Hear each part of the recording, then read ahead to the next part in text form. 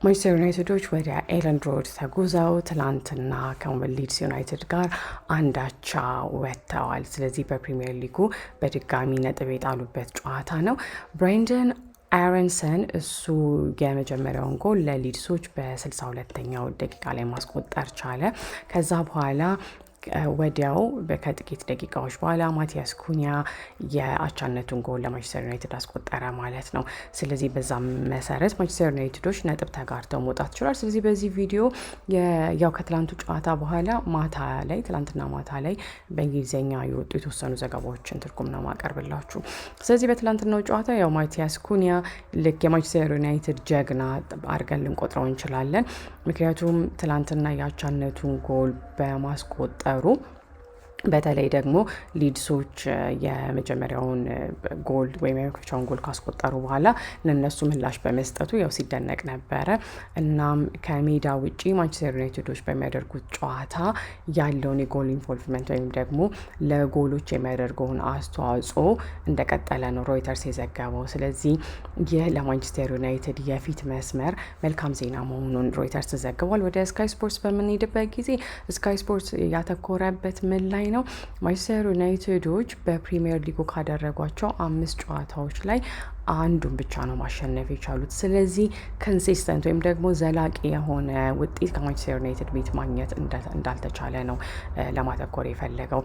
ያ ምን ማለት ነው? ይሄ አስጊ ጉዳይ ነው ወይም ደግሞ ኢትስ አ ወሪንግ ትሬንድ በማለት ነው ስካይ ስፖርትስ በዘገባው ላይ ለመግለጽ የሞከረው።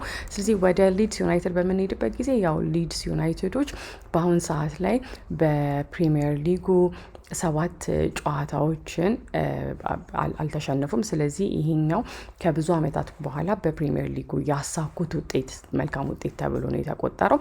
ከዛ ወደ ኤስፔን በምንሄድበት ጊዜ ኤስፔን በተለይ ትኩረት ያደረገው የሩበን አሞሪም አስተያየት ላይ ነው። ከጨዋታው በኋላ ያው ማንቸስተር ዩናይትድ ከሊድስ ዩናይትድ ጋር 1-0 ሲመሩ ቆይተው አንዳቸው ወጥተዋል አይደለም። ከዛ በኋላ በቡድኑ ስላለው የአመራር ላይ ሩበን አሞሪም ምን በማለት ነው አስተያየቱን የሰጠው? ማኔጀር እንጂ ኮች ወይም አሰልጣኝ መሆን አልፈልግም በማለት ነው ያወራው ሩበን አሞሪም። ስለዚህ እንደውም የነሱ አራስተ ዜና ምንድን ነው የሚለው? ሩበን አሞሪም ኮልስ አውት ማንቸስተር ዩናይትድ ቦስስ ዱ ዩር ጆብ። የማንቸስተር ዩናይትድን አለቆችን ስራችሁን ስሩ በማለት ነው የተናገረው የሚል ዘገባ ነው ማርክ ኦግደን ትላንትና በጻፈው ጽሁፍ የገለጸው። ስለዚህ ምንድን ነው እንደውም ያለው እሱ አሰልጣኝ ሳይሆን ማኔጀር መሆን ነው የሚፈልገው አሰልጣኝ ሳይሆን በማለት ነው የተናገረው። ስለዚህ ዳይሬክተሮቹ ስራቸውን መስራት እንዳለባቸው ነው የተናገረው። እና ምንድን ያለው ሩበን አሞሪም አርብ ዕለት ስለሰጠው አስተያየት ሲጠየቅ ምን በማለት ነው የተናገረው? እናንተ የመረጣችሁ ነው ብዙ ነገር አውርቼ የመረጣችሁትን ነገር ብቻ ላይ ነው የምታተኩሩት፣ እሱን ብቻ እንደምትሰሙ አስተውያለሁኝ በማለት ነው የተናገረው። እና እኔ እዚህ የመጣሁት የማንቸስተር ዩናይትድ ማኔጀር ለመሆን ነው እንጂ የማንቸስተር ዩናይትድ ኮች ለመሆን አይደለም፣ ያ ግልጽ ነው በማለት ተናግሯል።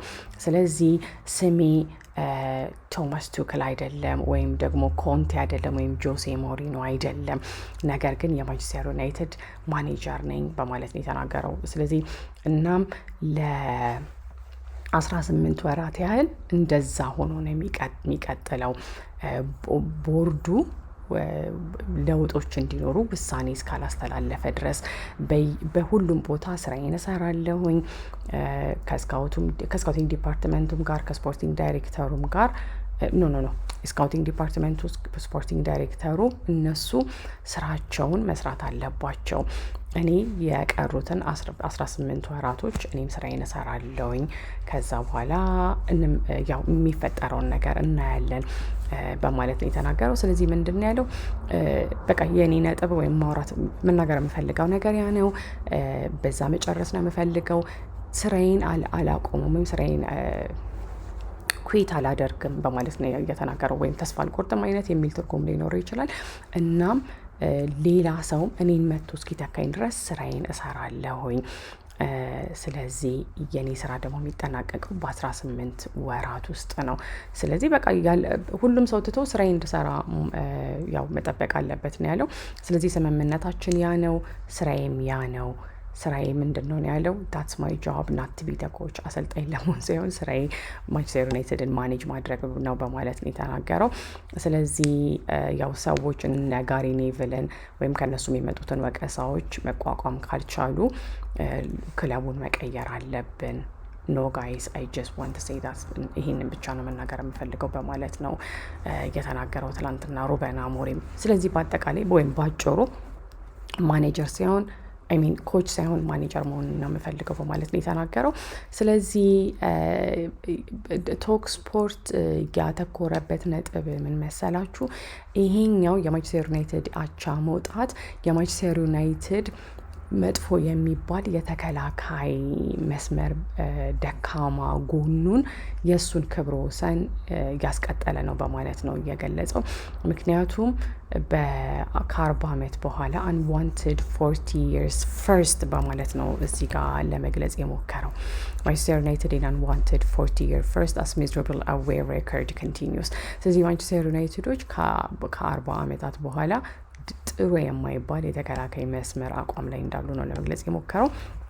ስለዚህ በአጠቃላይ የሄድላይኖቹ ወይም ደግሞ የወጡት አርዕስተ ዜናዎቹ ማንቸስተር ዩናይትዶች የትላንትናው ጨዋታ የበላይ ከመሆን ይልቅ ነጥብ ቀምተው ወይም ነጥብ ተጋርተው የወጡት በማለት ነው የገለጸው። ስለዚህ ያው የተለያዩ ስሜቶች ናቸው ያሉት። አንዳንዶቹ ማንቸስተር ዩናይትዶች አቻ በመውጣታቸው ያው ይሻላል ከመሸነፍ፣ ሌሎቹ ደግሞ ድክመታችንን የሚያሳይ ነው ብለዋል። ስለዚህ ሮይተርስ ያተኮረው ኩኒያ ያቻነቱን ጎል ማግባቱ ላይ ነው። ስካይ ስፖርትስ ደግሞ ማንቸስተር ዩናይትዶች ዘላቂ የሚባል ወይም ደግሞ ማሸነፍ መቀጠል አለመቻላቸው ላይ ነው ትኩረት ያደረገው። ከዛ በተጨማሪ ደግሞ የሊድስ ጠንካራ የሚባል ያለመሸነፍ ጉዞ ላይ እሱ ላይ ለማተኮር ሞክሯል እና ኤስፔን ደግሞ የሩበን አሞሪም ማስተያየት ላይ ነው ትኩረቱን ማድረግ የፈለገው። የኤስፔን.ኮም ዘገባ በተለይ ደግሞ በማንቸስተር ዩናይትድ ቤት ቀውስ እንዳለ ወይም ግጭት እንዳለ የሚያሳይ ነው ለማለት ነው የሞከረው የኤስፔን ዘገባ። ቶክ ስፖርት ደግሞ ማንቸስተር ዩናይትዶች ከሜዳቸው ውጪ ሲጫወቱ ያለባቸውን የተከላካይ መስመር ችግር ላይ ነው እንግዲህ ትኩረቱን ማድረግ የሞከረው።